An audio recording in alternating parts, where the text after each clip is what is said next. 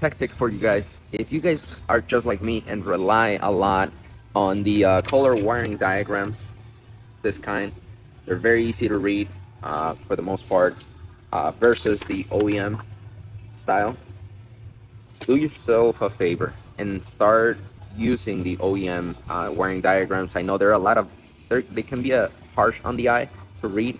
They can be a lot more confusing. You cannot pair them up side to side, and if you have multiple wiring diagrams. But in this scenario, this cost me a lot of time. And as we know, time is money. Because I've been trying to chase a high resistant problem on a CAN network. Now, if you're into diagnostics or however you do your electrical diagnosis, I usually try to look for places where I can test, whether it's in a junction, in a connector, at a splice, to kind of divide the wiring and kind of narrow it down to a specific area where I'm having that issue. So having those connectors, splices, and knowing where they are located comes in very handy. So if we look at this diagram, look here on the DLC connector, I was tracing this white wire, pretty straightforward, goes up all the way to our junction box, which is on the left side of the dash, comes in at F7 and comes out of G7 into another junction on the right side of the engine compartment. From there it splices to our PCM. So pretty straightforward. You test from the DLC, or I was testing at the DLC into the PCM, had high resistance, then I change over to this spot at F7 to G7 to see if my resistance was inside in here with no high resistance here. Then I check G7 all the way to the PCM, had a lot of resistance. I test from G7 to here at the splice, still had a lot of resistance. So I'm able to determine that my high resistance, it's from the junction under the dash all the way to the right of engine compartment, junction C206. So based on this diagram, I'm only looking at wiring. So now my thought was to start digging into the main harness and start seeing if I noticed any damage on that white wire. If we look at this diagram, we start at the DLC, F7, same thing, the same junction. It comes out at G7, and here is the difference. On this diagram, it shows that there is a connector between the junction box under the dash and the other junction 206, which is on the engine compartment on the right side. Knowing that I have a connector in between helps me test to figure out where the problem is. It's an easier access point for testing, and show you how far I'm in with this vehicle as far as trying to trace that wire. Here is the junction. This is what puts them together, but this is the junction on the front right side.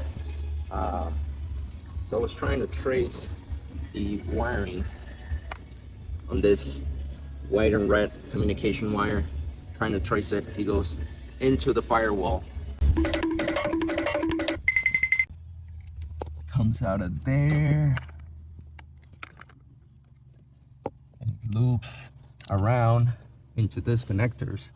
This is the other junction box that I was testing it, and that extra connector, it's right here, very accessible. And if you look closely into this pin over here in the corner, you can see kind of that nasty green, which is my white wire. Even on the back, you can see some green stuff starting to develop. On this one, same thing, which is the other end, we have green, even on this blue. But if we turn it around,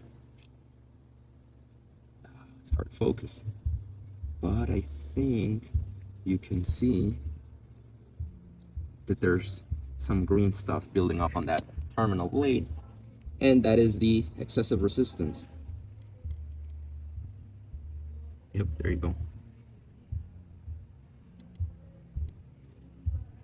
Had I known I had that extra connector in the wiring, could have saved me a lot of time, and like I said, a lot of money. I use those color wiring diagrams a lot.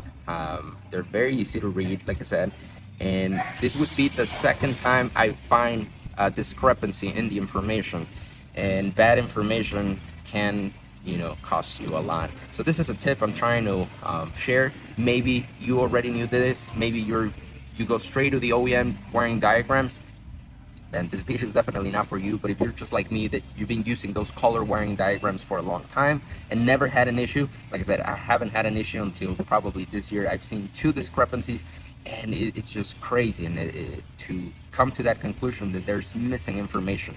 And now imagine if color or pin orientation is not what it's saying on the color wiring diagram. It could cost you a module. So who knows? I'm probably gonna start printing out both, just to have a good reference.